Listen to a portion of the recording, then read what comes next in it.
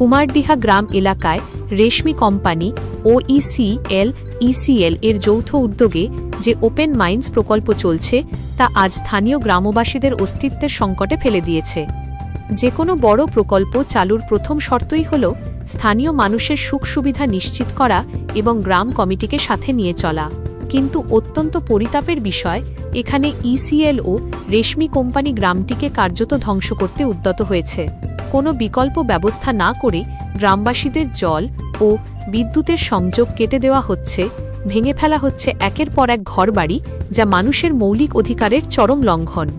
আমরা দেশের উন্নয়ন বা কয়লা উত্তোলনের বিরোধী নই, আমরা জানি এতে দেশের অগ্রগতি হবে, কিন্তু উন্নয়নের নামে বছরের পর বছর ধরে বসবাসকারী এই অসহায় গরিব মানুষদের হঠাৎ গৃহহীন করে দেওয়া কোনোভাবেই মেনে নেওয়া যায় না। আমরা স্পষ্ট জানাচ্ছি, আমরা এখানকার ভূমিপুত্রদের পাশে আছি। যতদিন না পর্যন্ত প্রতিটি ক্ষতিগ্রস্ত পরিবারের উপযুক্ত পুনর্বাসন এবং মৌলিক সুযোগ সুবিধা নিশ্চিত করা হচ্ছে, ততদিন আমাদের এই ন্যায়ের আন্দোলন জারি থাকবে।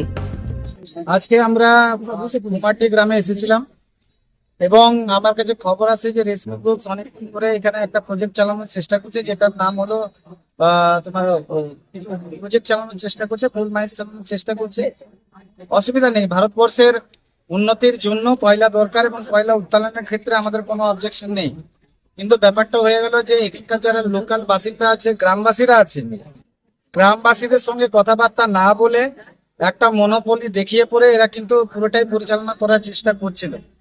আমাদের বক্তব্য হলো যে গ্রামবাসীকে ছাড়া, লোকাল যে রেসিডেন্টস আছে তাদেরকে ছাড়া মাইন্স এখানে চালানো যাবে না, যেহেতু গ্রামবাসীদেরকে নিয়ে পরে যে গ্রাম কমিটি তৈরি হয় সেই গ্রাম কমিটির সম্মতিতে কিন্তু তারা মাইন্স চালাতে পারে। কিন্তু নিয়ম কানুন আছে, নিয়ম কানুন বাইরে যে পরে বা নিয়ম কানুনের উপরে আমার মনে হয় না যে কোনো কম্পিটেন্ট অথরিটি আছে। নিয়ম কানুন সবাইকে মানতে হবে।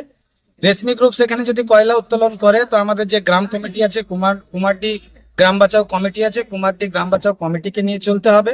সুখ দুঃখে এরা কমিটমেন্ট করবে যে কোম্পানির সাথে থাকবো, অবশ্যই কোম্পানিকে কমিটমেন্ট করতে হবে যে আমরাও গরিব মানুষের সুখ দেখে তাদের রিহ্যাব যে পলিসি আছে, রিহ্যাব পলিসিতে বলুন, তাদের লাইন জলের ব্যাপারটা বলুন, সেই সব বিষয়ে কিন্তু কোম্পানি যাতে গ্রামবাসীদের সাথে থাকে, সেই জন্যই কিন্তু আজকে আমরা এখানে একটা ডেপুটেশন দিতে এসেছিলাম। দেখুন, খুবই দুর্ভাগ্যজনক একটা জিনিস যে নতুন সরকার আসার পর রেল থেকে আরম্ভ করে বিভিন্ন ইসিএল থেকে আরম্ভ করে বিভিন্ন যে ওয়েস্ট বেঙ্গলে কোম্পানিজ গুলো আছে, এতদিন যারা গ্রামবাসীদেরকে নিয়ে চলেছে, গরিব মানুষদেরকে নিয়ে চলেছে, হঠাৎ করে ওভার অ্যাক্টিং হয়ে পড়ে তারা কিন্তু নল জল কাটতে সব তৎপর হয়ে উঠেছে। আমার মনে হয় যারা লোকাল লিডারশিপ করে তাদেরকে এই জিনিসগুলো দেখতে হবে। এই দেশ গরিব মানুষের দেশ এবং এই গরিব মানুষগুলো যাতে ভালোভাবে বাঁচতে পারে, তাদের বাঁচার মৌলিক অধিকার আছে। তো এই বর্ষাকালে যদি লাইন কেটে দেয়, কারো ঘরে যদি সাপ ঢুকে যায়, ধরুন সাপে কামড়ে দিল, তাহলে সে মৃত্যুর দায় কে নিবে? আজ পর্যন্ত ইসিএল বলতে পারবেন যে কোথাও কোনো অল্টারনেটিভ ফ্যাসিলিটিস দিয়েছে যে হ্যাঁ সরকারি পোল চলে এসেছে, যে লাইন আছে আর ওরা লাইন কাটার চেষ্টা করছে। অল্টারনেটিভ কোনো না দিয়ে, উপায় না দিয়ে পরে এভাবে যে গ্রামের পর গ্রাম এরা বিজলি আর জল কাটছে, এটার আমরা তীব্র বিরোধিতা করি। এবং আগামী দিনে এই অন্যায় ভাবে যদি এরা করে, যারা 100 বছর 200 বছর ধরে এখানে থাকছে, তাদের উপর যদি অন্যায় হয়, আমরা আমাদের যে লড়ার পন্থা আছে, লড়ার পন্থা থেকে সরবো না। লড়াই আরো মজবুত হবে, মানুষকে জোটবদ্ধ করে পরে আরো লড়াই করবে। আপনার পরিচয়?